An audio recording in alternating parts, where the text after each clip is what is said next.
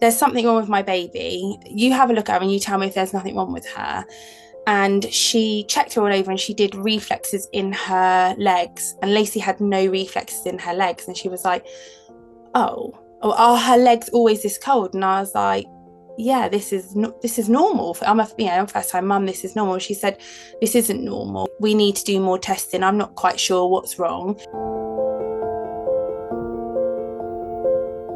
Sou diagnosticada com a deficiência de TK2 e quero compartilhar um pouco da minha jornada com essa condição. Espero que a minha história consiga ajudar outras pessoas a entender melhor como é viver com uma doença mitochondrial como essa. He actually had the infantile onset of TK2d, so he was diagnosed at a pretty early age. He's been blessed enough to be a part of an amazing clinical trial that has offered us real-life living hope. So instead of him getting floppier and weaker, because he was given just 3 months to live at his diagnosis, here we are today to share more information with you. I had my first daughter, Lacey, in 2011. She was born, as we thought, was perfectly healthy.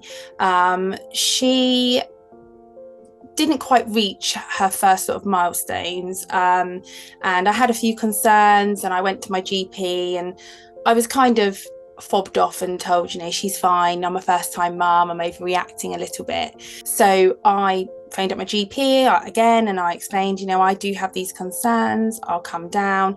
And the GP was there's nothing wrong with your baby. And I was like, no, there's something wrong with my baby, I want to have a referral.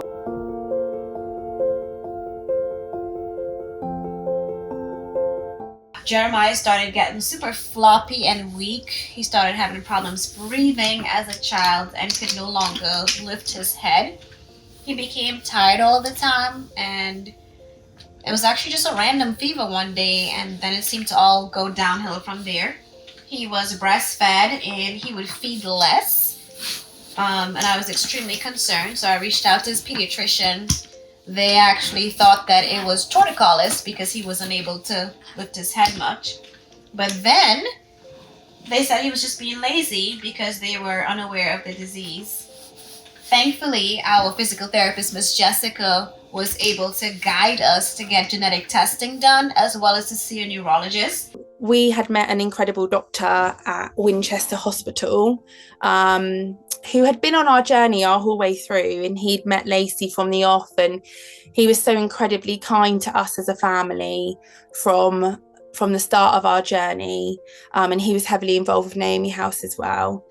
He came over from Naomi House, he met us at Southampton Hospital, and he transferred with myself and Lacey in the ambulance to Naomi House. We had a couple of days with Lacey, and then she passed away on Valentine's Day in 2014. It was very peaceful, actually. It was, the worst day of my life, really. But there was nothing else we could do for her, so we just made her as comfortable as we could make her, and we were with her the whole way. So there was a massive storm that night. I remember being a massive storm, and me and Dom always said, well, she's obviously found her legs now, so she's having a party. So we speak about Lacey all the time with the children. They're very aware they have an older sister. I feel super sad for both of my children not to have a big sister, especially Faith. She would adore having a big sister, and I could only imagine the arguments they'd be having, which I would long for. I don't think there are enough words to describe how I felt in that moment. It was definitely the last thing that I expected to hear, and because I knew nothing of it, I think that made the feeling a little bit more overwhelming. Not knowing what tomorrow is going to look like is my biggest fear, because something as small as a cold can actually make him regress. And what we've noticed, even with him maybe sometimes teething, or if he has a bad day with his allergies or something, it slows him down. I'm always on go, I'm always on the edge, but I've been learning to give myself grace and gratitude in this somewhat of a grief journey. And because I know now that we actually have hope with the research meds, I'm trying to shift my gears a little bit and do a little bit more self-preservation so that I can continue giving him the level of care that he needs. Só aos 35 anos é que eu recebi o diagnóstico. Foram anos de incerteza, até entender o que eu tinha.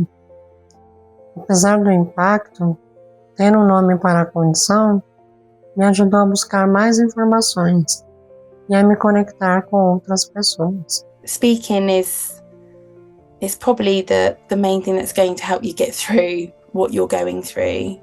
Não estamos sozinhos. A gente pode se apoiar e seguir com coragem. Obrigada por me ouvir e por participar dessa corrente de conscientização. Even though you may have an awful diagnosis, don't let it change your heart and your core, and let love be the guiding force on the journey.